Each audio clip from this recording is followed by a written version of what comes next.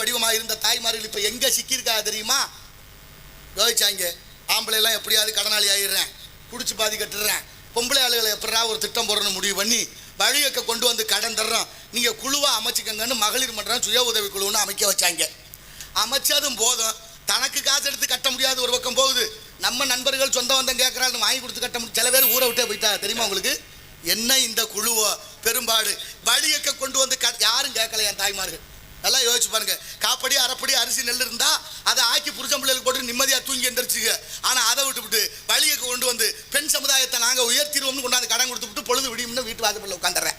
வயிற்றில் நெருப்பை கட்டிட்டு வெளியில் வருதுங்க. அதுலேயே ராத்திரி ஆனால் விளக்க பற்ற வச்சதுக்கப்புறம் யாருக்கும் கடன் கொடுக்கக்கூடாது, கடன் வாங்கக்கூடாது அப்படின்னு நமக்கு ஒரு ஐதீகம் இருந்துச்சு. இப்போ விளக்க பற்ற வச்சுக்கிட்டு நடுவை உட்காந்துக்கிட்டு அவன் எல்லாருக்கிட்டையும் காசு வசூல் பண்ணுறேன். என்னடா கொடுமையாக இருக்குது இதெல்லாம். என்ன கொடுமை? நமக்கு தேவையில்லை. இது பெரிய இடத்து பொல்லா பாரமண கோழி முட்டை அம்மிக்கெல்லாம் உடைக்கும். எங்கே போய் சொல்ல எப்படி சிக்குண்டு தவிக்கிறீங்க பாருங்க. தயவு செய்து சிந்தனையோடு இருங்க.